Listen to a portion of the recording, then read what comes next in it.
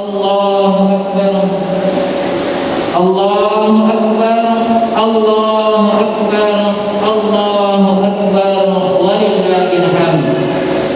Allahu Akbar kabira, walhamdulillahi katsira, wa subhanallahi bukratan wa asila. La ilaha illallah, Allahu Akbar, Allahu Akbar, walillahil hamd.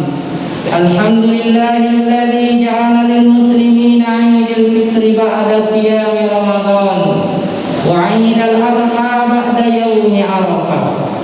Asyhadu an la ilaha illallah wahdahu la syarika lah, lahul malikul 'azimul akbar, wa asyhadu anna sayyidana Muhammadan 'abduhu wa rasuluh. Allahumma shalli ala sayyidina Muhammad wa ala alihi wa ashabihi alladhina adhaba anhum rijsa wa tahhara. Amma ba'd. Fa ya ibadallah, ittaqullaha haqqa tuqatih wa la tamutunna illa wa antum muslimun. Jamaah Idul Adha yang dimuliakan Allah, alhamdulillah pembuka kata, karena setiap amal tidak diawali dengan hamdalah, maka amalan itu terputus sia-sia, tidak dapat dibawa menjadi bekal menghadap Allah Subhanahu wa ta'ala. Sejak terbitnya mentari di ufuk timur pada tanggal 10 Zulhijjah, yang disambut dengan kok ayam di kandang, kicauan burung di dahanan, dan hembusan angin yang sepoi, serta lambaian daunan pepohonan, seakan mengerti dan tahu makna hari ini. Itulah rahmat Allah yang patut untuk kita syukuri. Pada hari yang mulia ini, semua kaum muslimin berzikir dengan bahasa yang sama, rukuk sama-sama rukuk, sujud sama-sama sujud. Orang kaya dengan miskin semuanya menyambut hari raya ini dengan penuh sukacita. Umat Islam dari beragam suku, bangsa dan ras, serta dari berbagai tingkat sosial dari penjuru dunia, berkumpul dan berbaur di kota suci Mekah Al-Mukarramah untuk memenuhi panggilan Allah Subhanahu wa ta'ala. Wa'adzim fil nasi bil hajji ya'tuka rijalan wa ala kulli dhamirin ya'tina min kulli fajjin amik. Dan berserulah kepada manusia untuk mengerjakan haji. Niscaya mereka akan datang kepadamu dengan berjalan kaki dan mengendarai unta yang lurus yang datang dari segenap penjuru yang jauh. Surat Al-Hajj ayat 27.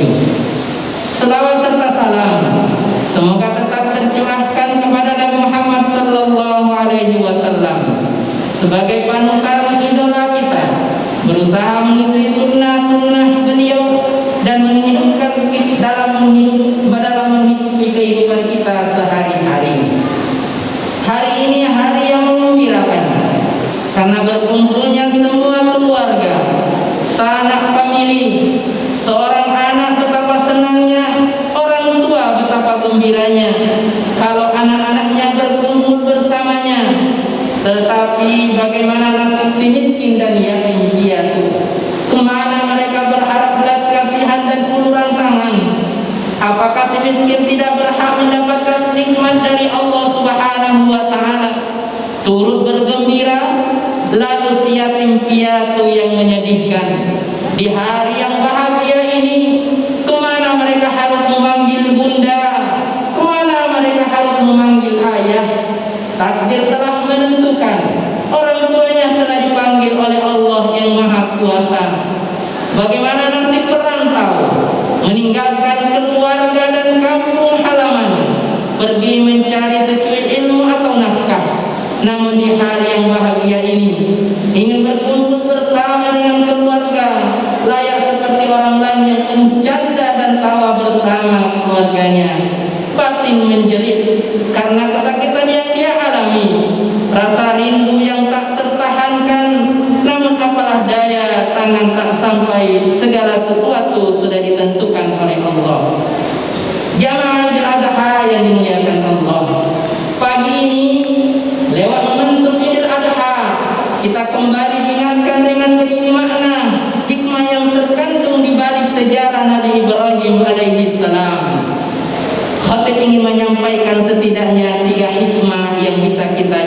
pelajaran. Yang pertama, keseimbangan antara usaha dan berserah diri kepada Allah. Sayang dan cinta kepada anak dan istri sudahlah semestinya, tapi perintah Allah Subhanahu wa taala mesti tetap dipatuhi. Meleleh air mata Nabi Ibrahim alaihissalam meninggalkan Siti Hajar istrinya, dan Ismail kecil sebagai buah hatinya di lembah yang kering. Kisah itu diabadikan dalam Al-Quran. Nabi Ibrahim alaihissalam pun mengadu kepada Allah Subhanahu wa taala yang artinya, wahai Rabb kami, sesungguhnya aku telah menempatkan sebagian keturunanku di lembah yang tak mempunyai tanam-tanaman di dekat rumah engkau Baitullah yang dihormati. Ya Tuhan kami yang demikian itu agar mereka mendirikan sholat, maka jadikan hati sebagian manusia cenderung kepada mereka dan beri rizkilah mereka dari buah-buahan. Mudah-mudahan mereka bersyukur. Quran Surat Ibrahim ayat 37. Di tengah lembah yang tandus tanpa tanaman, itulah Siti Hajar dan Ismail berada. Seorang wanita lemah dan bayang tak berdaya membutuhkan air. Apakah Allah Subhanahu wa taala langsung menurunkan air kepada mereka? Tidak. Hajar berjalan kaki dan berlari-lari kecil dari Bukit Safa menuju Bukit Marwah sebanyak 7 kali. Tumit perempuan yang lemah itu menginjak pasir gurun panas di bawah tarik mentari. Setelah ia lelah dan tetap tak mendapatkan air yang dia cari, maka ia kembali ke tempat anaknya yang berbaring lemah kecil itu. Ternyata air yang tak ditemukan di tempat yang dia cari, tapi air datang dari tumit Ismail yang kecil itu yang belum pandai melangkah. Itulah hikmah Allah. Kadang kita harus berusaha. Allah langsung yang akan memberikan dari apa yang sudah kita usahakan. Innallaha la yughayyiru ma biqaumin hatta yughayyiru ma bi anfusihim. Sesungguhnya Allah tidak merubah keadaan suatu kaum sehingga mereka merubah keadaan yang ada pada diri mereka sendiri. Quran Surat Al-A'raf ayat 11. Santri akhwat yang dimuliakan Allah, ambillah kisah dari Siti Hajar yang kuat ini. Mesti ambil pelajaran, siap menjadi Siti Hajar masa kini. Santri al-ihsan, santri akhwat, siap untuk menjadi Siti Hajar masa kini. Jadilah engkau Siti Hajar masa kini, tak mudah mengeluh, tak cengeng, siap mandiri untuk menguatkan dirinya karena Allah Subhanahu wa taala. Allahu akbar, Allahu akbar, Allahu akbar, walillahil hamd. Hikmah yang kedua, berkorban untuk agama Allah Subhanahu wa taala. Wukuf di padang Arafah adalah gambaran hari mahsyar kelak, saat manusia dibangkitkan di hadapan Allah. Semua manusia yang terdiri dari berbagai macam suku, bangsa, jenis kulit, semuanya sama di hadapan Allah. Tak ada yang lebih mulia di sisi Allah kecuali takwa. Allah Subhanahu wa taala berfirman, Ya ayyuhan nas inna khalaqnakum min dzakarin wa unsa wa ja'alnakum syu'uban wa qabaila lita'arafu inna akramakum indallahi atqakum innallaha alimun khabir. Hai manusia, sesungguhnya kami menciptakan kamu dari seorang laki-laki dan seorang perempuan dan menjadikan kamu berbangsa-bangsa dan bersuku-suku supaya kamu saling mengenal. Sesungguhnya orang yang paling mulia di antara kamu di sisi Allah ialah orang-orang yang paling bertakwa di antara kamu. Sesungguhnya Allah Maha mengetahui lagi Maha mengenal. Quran Surat Al-Hujurat ayat 13. Gambaran hari kiamat, pada hari itu tak ada dapat menolong manusia kecuali amalnya sendiri. Saudara yang kita harap-harapkan dapat membantu kita, mereka justru lari meninggalkan kita. Yauma yafirrul mar'u min akhihi. Anak-anak yang begitu sayang kepada orang tuanya ketika dia berada di dunia juga lari meninggalkan orang tuanya. Wa ummi sanak famili, keluarga juga akan pergi, wa sahibatihi wa bani. Semuanya disibukkan oleh urusannya masing-masing. Likulli imri'in minhum yawma idzin sya'nun yughni. Sudahkah kita mempersiapkan diri menghadapi hari itu dengan amal badan dan amal harta yang kita punya? Jamaah yang dirahmati yang dimuliakan Allah. Setelah melaksanakan wukuf di padang Arafah, jamaah haji pun pergi menuju Muzdalifah, kemudian menginap di Mina selama 3 hari untuk melontar jumrah. Hal ini menggambarkan kita bahwa perlu ada perlawanan antara kita dengan syaitan. Kemudian yang terakhir, yaitu hikmah yang ketiga, hubungan orang tua dan anak. Peristiwa Tuhan mengingatkan kita pada hubungan kepatuhan mutlak Nabi Ismail alaihissalam kepada ayahnya Nabi Ibrahim alaihissalam dengan ucapan yang tertulis dalam Al-Quran. Qala ya bunayya inni ara fil manami anni adbahuk fanzur madza tara. Qala ya abati if'al ma tu'mar satajiduni insyaallahu minas sabirin. Ibrahim berkata, hai anakku, sesungguhnya aku melihat dalam mimpi bahwa aku menyembelihmu, maka pikirkanlah apa pendapatmu.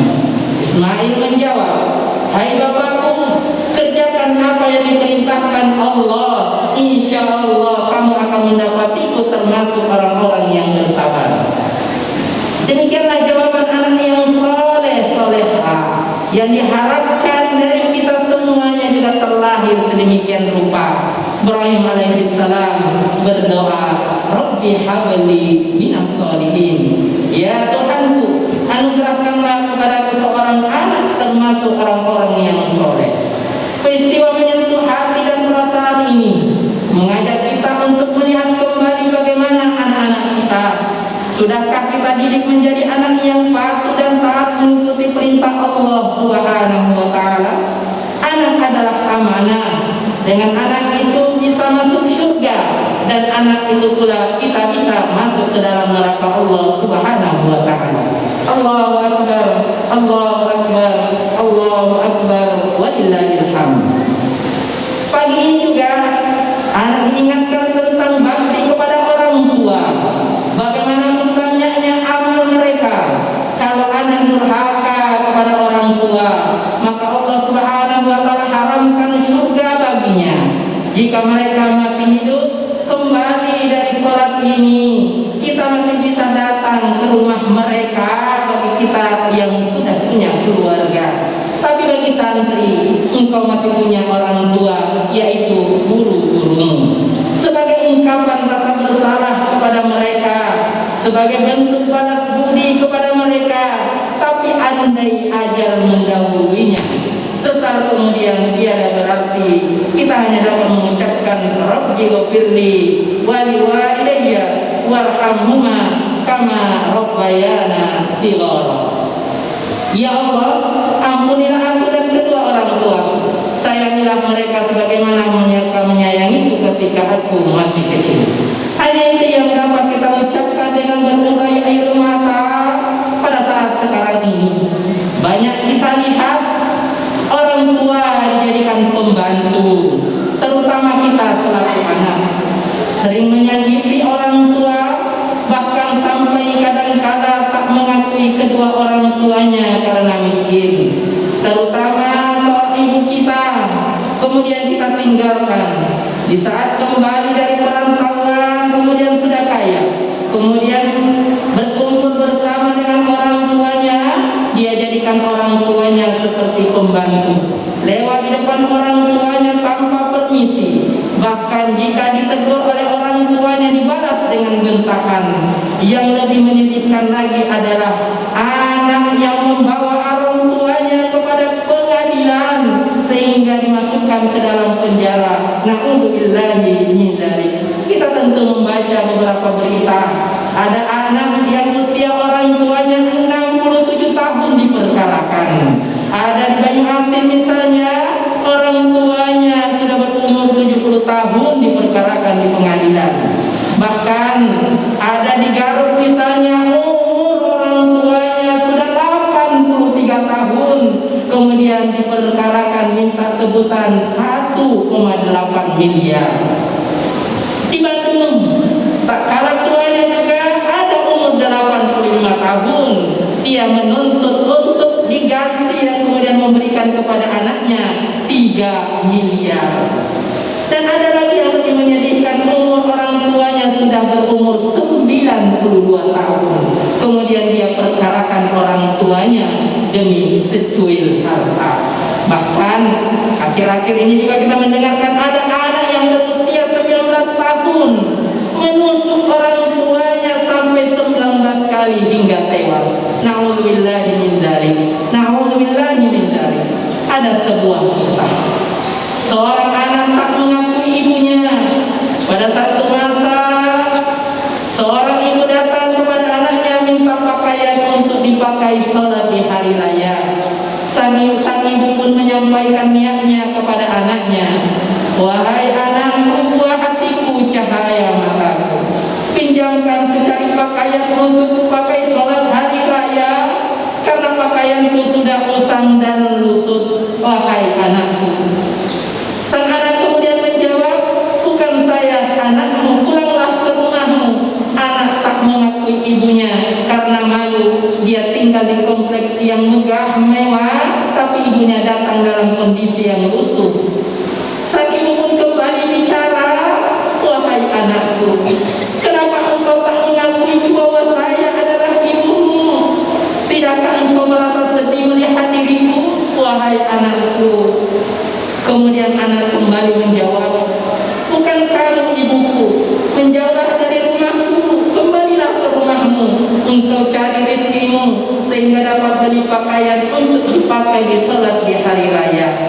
Hingga sang ibu menangis terseduh-seduh, meneteskan air mata, dikarenakan betapa sakit dan pilu hatinya diperlakukan anaknya seperti itu. Disuruh pergi dari rumahnya, hingga sang ibu meminta doa kepada Allah Subhanahu wa ta'ala. Ya Allah, kenapa engkau berikan kepadaku seorang anak yang tak tahu diri? Dia tak mengakuiku sebagai ibunya. Betapa sakitnya hatiku, betapa lelahnya aku merawatnya dan memeliharanya di saat dia kecil hingga besar.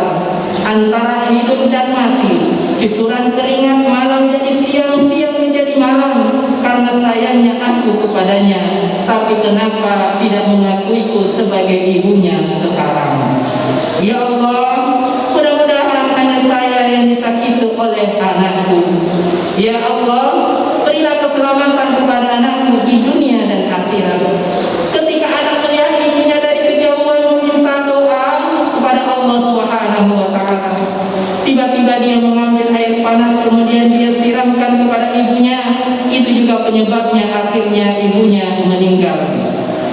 Bagaimana mungkin orang dapat mengesampingkan kedua orang tuanya, bangga dengan harta anak bahkan amalnya, pada orang tuanya ada pada level kedua setelah Allah Subhanahu wa ta'ala. Wa qada rabbuka alla ta'budu illa iyyah wa bil walidayni ihsana imma yablughanna indakal kibara ahaduhuma aw kilahuma fala taqul lahumā uffin wa la tanharhumā wa qul lahumā qawlan karīmā. Dan Tuhanmu telah memerintahkan supaya kamu jangan menyembah selain Dia, dan hendaklah kamu berbuat baik kepada ibu bapakmu dengan sebaik-baiknya.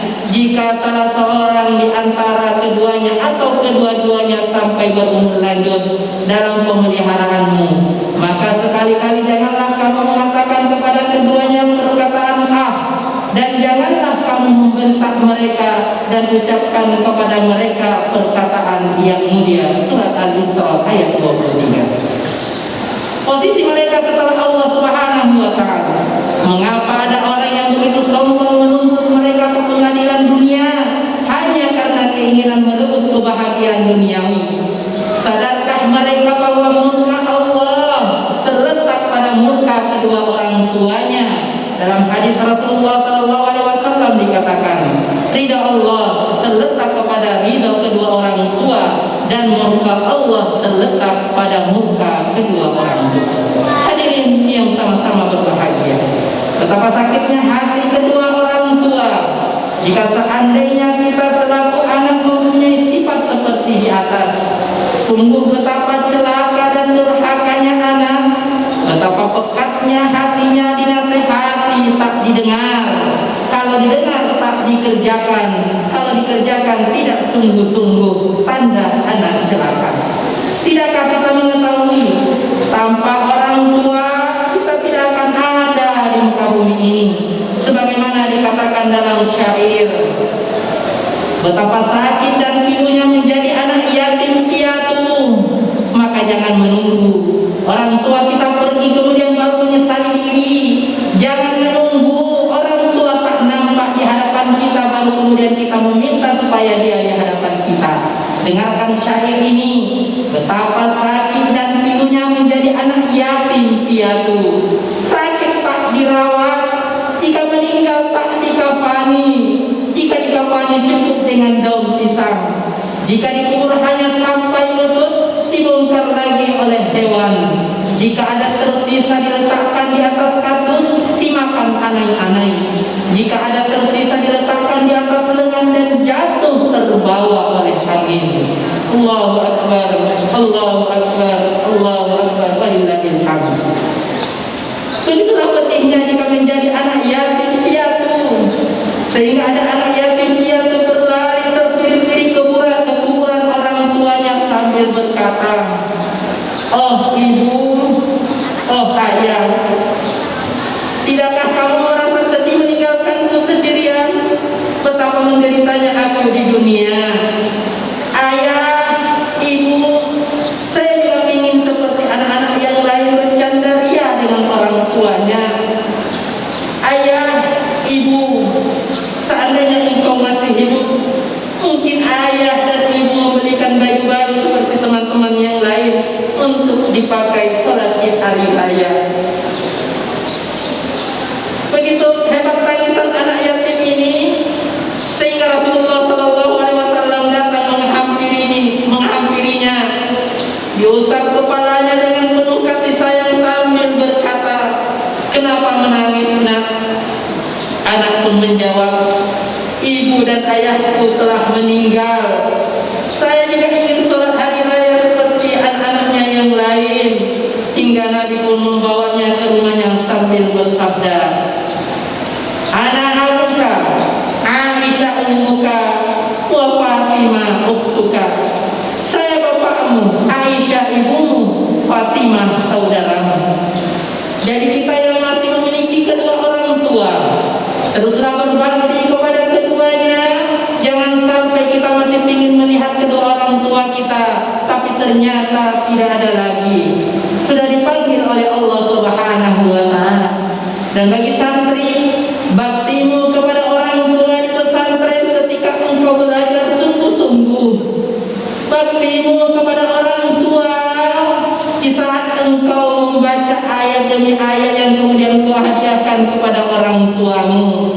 Baktimu kepada orang tuamu adalah di saat engkau memberikan kabar bahagia kepada orang tuamu. Baktimu kepada orang tuamu, wahai para santri, di saat engkau menjalankan aktivitas di pesantren ini penuh dengan keikhlasan dan ibadah kepada Allah. Allahu Akbar, Allahu Akbar, Allahu Akbar, walillahil hamd. Ibadah kurban juga mengisyaratkan kepada kita akan makna penyembelihan sifat-sifat binatang yang ada dalam diri manusia. Sifat rakus, tamak, tak peduli sesama, dan sifat-sifat binatang yang lainnya. Kalau Nabi Ibrahim alaihissalam yang menjadi Ismailnya adalah anaknya, lantas jawab para hadirin, siapa Ismailnya kita pada saat sekarang ini?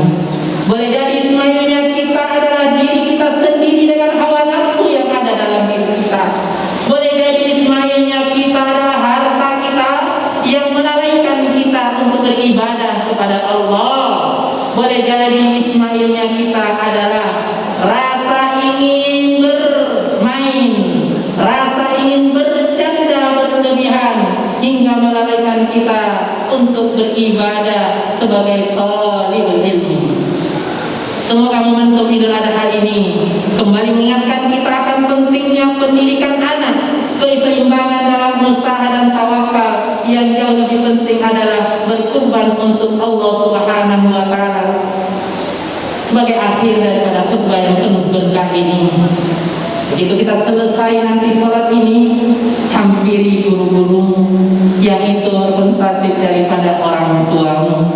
Datangi dia, salamin dia, peluk dia, bisikan kata-kata indah ke telinganya, kemudian katakan, Ananda cinta kepada ustazah karena Allah, Ananda ingin berbakti kepada ustazah karena Allah, Ananda ingin menjadi lebih baik, maka bimbing kami ustaz-ustazah yang dimuliakan Allah Subhanahu wa Ta'ala. Mudah-mudahan khutbah ini menjadi pengingat kepada kita semuanya untuk menjadi lebih baik. Fa'tabiru ya ulil absar la'allakum turhamun.